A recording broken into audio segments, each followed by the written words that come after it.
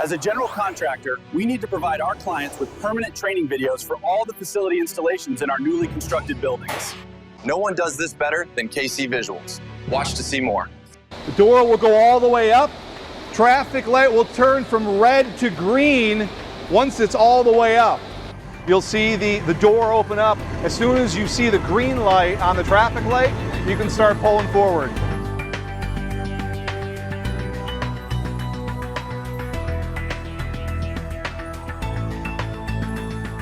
So gas is pulled in, we have our main gas valve here. It gets pulled into a Venturi, and then the inducer motor here, this fan.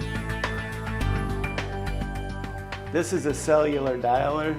It's not operational because the monitoring company has a different type of dialer, which is now incorporated into this little device. You can shut them off from here too to override the occupancy or override the low voltage switching too. Turn it back on. The gas main's coming up right here. Main shut-off valve at this point. It's going to come up and around and then go over to the gas booster, which is on the other side of the mechanical room over there. This is the water heater that feeds the men's and women's room as well as the mop sink. Piping feeds up from the lower level in this wall here. It'll prove its safety that it has combustion air and that it's pulling in the air that it needs to go and that nothing is clogged in this tube going out, because your exhaust is however far down that is, 40 feet down the tube.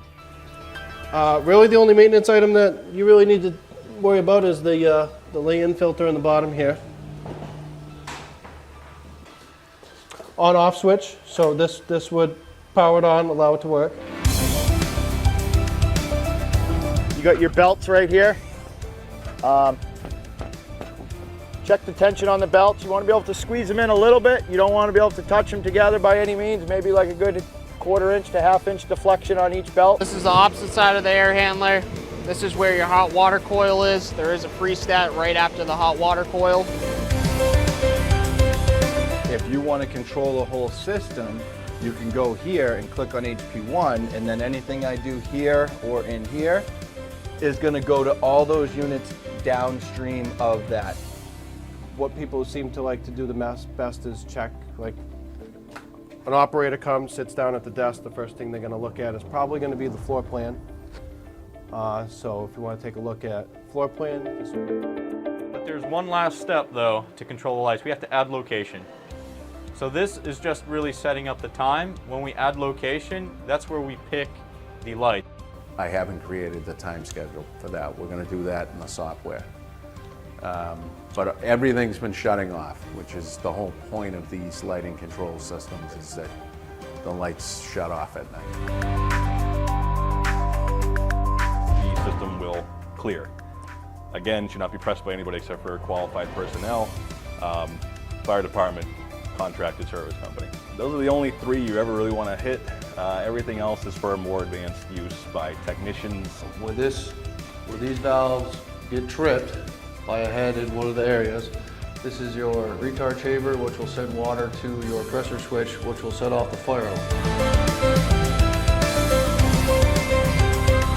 After viewing this safety orientation video, you'll have a basic understanding of the site safety rules and your responsibility to maintain a safe workplace. In this program, we will review emergency evacuation procedures, properly dealing with incidents in emergency situations, and NEI's general site safety rules, job site incidents or illness.